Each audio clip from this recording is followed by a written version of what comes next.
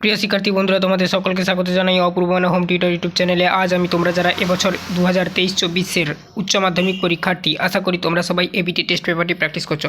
তোমাদের ABT test পেপারের AC 149 page এডুকেশনের যে পেজটি রয়েছে ওই পেজের আমি আজকের এমসিকিউ প্রশ্ন উত্তরের ক্লাস নিয়ে এলাম।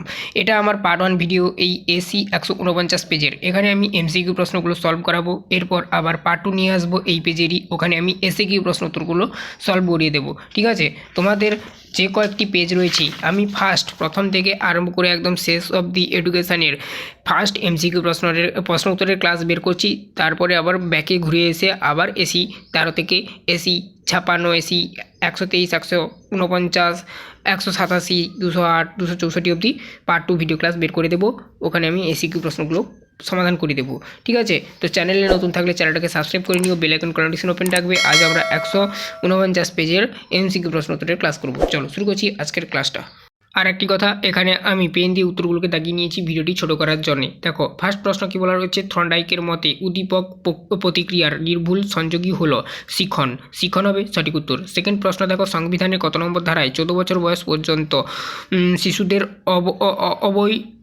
অবৈতনিক ও বাধ্যতামূলক শিক্ষাদানের কথা বলা হয়েছে?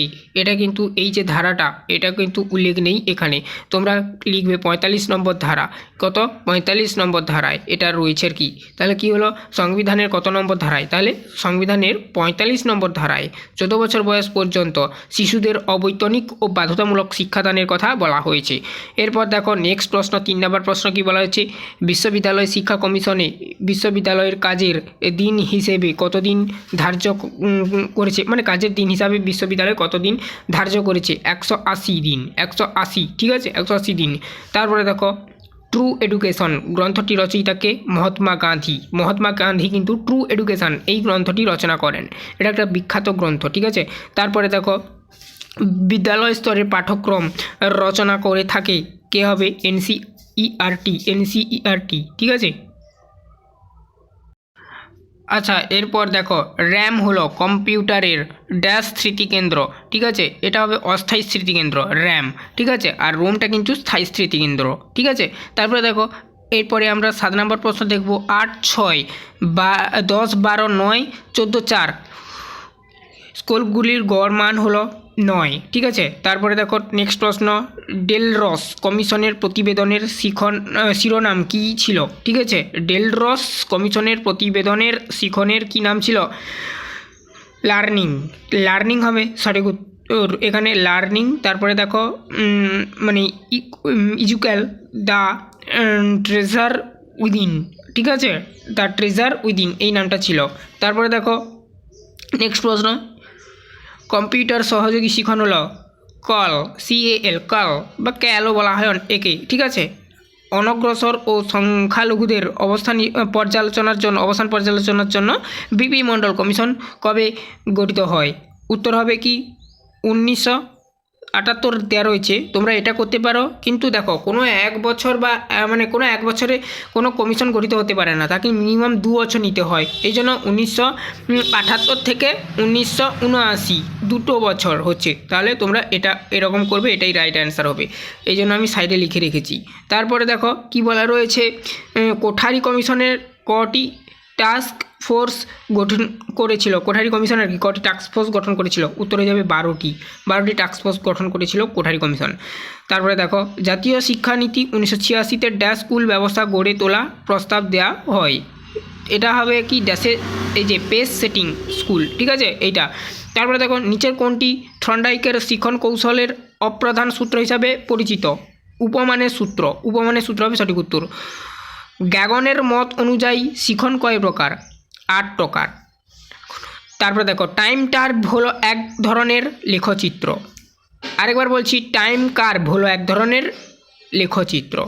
তারপরে দেখো কি বলা রয়েছে নেক্সট প্রশ্ন, জাতীয় বয়স্ক শিক্ষা কর্মসূচি NAEP কার্যকারী হয়?